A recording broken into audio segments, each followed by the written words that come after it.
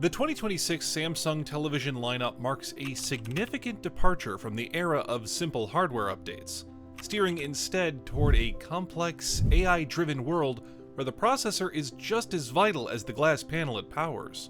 So, get ready by watching this before buying a Samsung TV in 2026.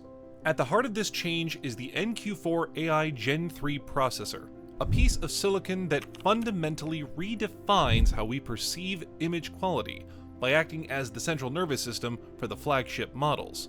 If you're looking at the top-tier S95H or S90H OLEDs, you're essentially buying a supercomputer wrapped in a display. This new chip features a neural processing unit that is twice as fast as the 2025 version, a GPU that has seen a massive 4.2 times speed increase, and a CPU that is 67% more efficient. These numbers translate into the 4K AI Upscaling Pro system, which uses multi-neural networks to reconstruct low-resolution content with a level of clarity that used to require native 4K mastering. This isn't just about making things sharper.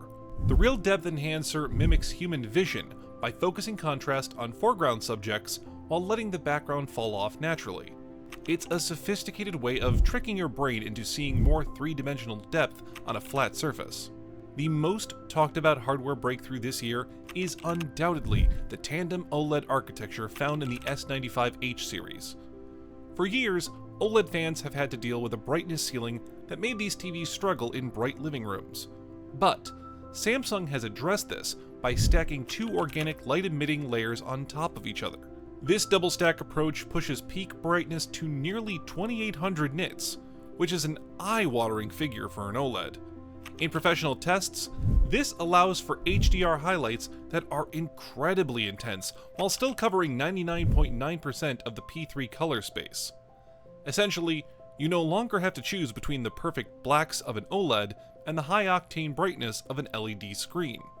The design is equally ambitious, featuring a float-layer metallic frame that makes the panel look like it's hovering when wall-mounted. For those who hate cable clutter, the S95H is Wireless One Connect ready, meaning you can use an optional external box to transmit 4K signals at 165 Hz from up to 30 feet away, though you do need a clear line of sight. Moving slightly down the ladder, the S90H represents the high-volume choice for most buyers, but it comes with a few caveats that require careful attention. In 2026, Samsung has moved away from using QD OLED panels exclusively for this tier, opting instead for a mixture of classic WOLED and QD OLED panels depending on your region and the size you buy. While the S90H still hits a respectable 1440 nits, it lacks the extreme color saturation of its flagship sibling. However, it remains a powerhouse for gamers, supporting a native 165 Hz refresh rate across all four HDMI 2.1 ports. The most controversial part of the S90H and S95H is the glare-free 3.0 coating. This matte finish is designed to kill reflections from lamps and windows, allowing you to watch dark movies during the day without closing the curtains. But if you're a purist who watches TV in a pitch-black room, be warned that some users report raised blacks, where the screen can look slightly hazy if there's even a tiny bit of ambient light for the coating to scatter. If you are on a stricter budget, the entry-level S85H OLED takes a step back by using the older NQ4 AI Gen 2 processor and ditching the matte coating for a standard glossy finish. It is limited to a 120 Hz refresh rate and misses out on the AI Motion Enhancer Pro, which might be a deal breaker for sports fans who hate motion blur. However, it still offers the infinite contrast that makes OLED special, making it a solid pick for someone who wants the OLED look without paying for the bleeding-edge AI features or ultra-high brightness. On the flip side, if your home is flooded with sunlight, the Neo QLED 4K lineup, specifically the QN80H and QN70H, remains the king of raw luminance. These models use quantum mini LED backlighting to control thousands of dimming zones, with the QN80H reaching over 2000 nits. One of the biggest draws for the Neo QLED range in 2026 is the introduction of massive 100-inch sizes, providing a cinematic experience that is far more affordable than a 100-inch OLED would be. The software experience in 2026 is dominated by the Vision AI Companion, or VAC, which lives inside Tizen OS 10.0. This isn't just a simple voice assistant. It integrates Bixby, Microsoft Copilot, and Perplexity directly into the TV interface. It's context-aware, so if you're watching a game, you can ask for the score of a team's previous match, and it will give you an overlay without stopping the broadcast. There's even an AI Soccer Mode Pro that identifies the sport and optimizes the picture for fast action while boosting the commentator's voice over the crowd noise. For gamers, the 2026 models are leaning heavily into high performance, with some select models even hitting 240 Hz via dual-line gate technology, making them viable replacements for high-end PC monitors. The gaming hub also remains a central feature, allowing you to stream titles from Xbox Game Pass or Nvidia GeForce Now without needing a console, with the AI processor automatically tweaking input lag based on what genre you're playing. However, early adopters should be cautious about the software's current stability. Shortly after launch, many users reported that firmware 1260 caused the Smart Hub to freeze or stop responding to the remote. In some cases, the TV would get stuck on Samsung TV Plus and refuse to navigate to other apps. Because of this, many reviewers are currently suggesting that you disable auto update until a more stable patch is released. Longevity is another point of discussion, especially with OLED panels.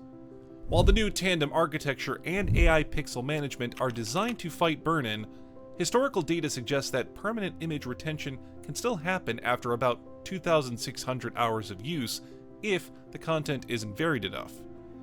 This is why the 2025 S95F model has actually seen a bit of a price resurgence.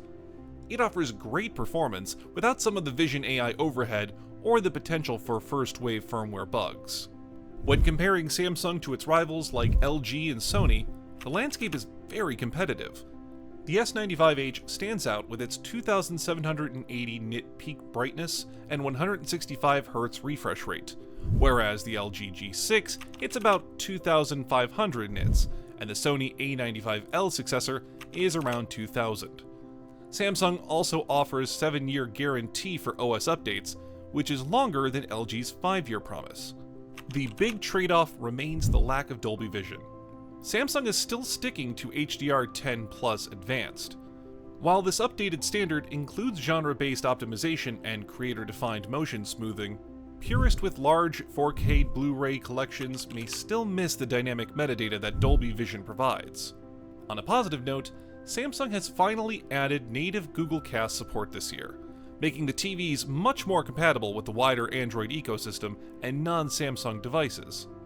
The technical sweet spot for 2026 seems to be the 65-inch S95H for the enthusiast who wants the best tech available, or the 85-inch QN80H for families who need a big bright screen that can handle a sunny room. If you're a fan of digital art, the S95H now has full access to the Art Store, which previously was mostly reserved for the Frame series. Because of the matte coating, the S95H can actually mimic the look of a canvas quite well, blurring the lines between a performance flagship and a lifestyle product. For audio lovers, the new AI Sound Controller Pro is a neat trick. It allows you to separate the audio into voices, music, and effects, so you can turn up the dialogue without raising the overall volume. This works alongside Object Tracking Sound Plus, which uses speakers around the frame to make the audio follow the action on screen. So, are you choosing the ultra-bright tandem OLED or the massive 100-inch QLED for your 2026 upgrade? Let us know in the comments section down below. And make sure to hit that like and subscribe button.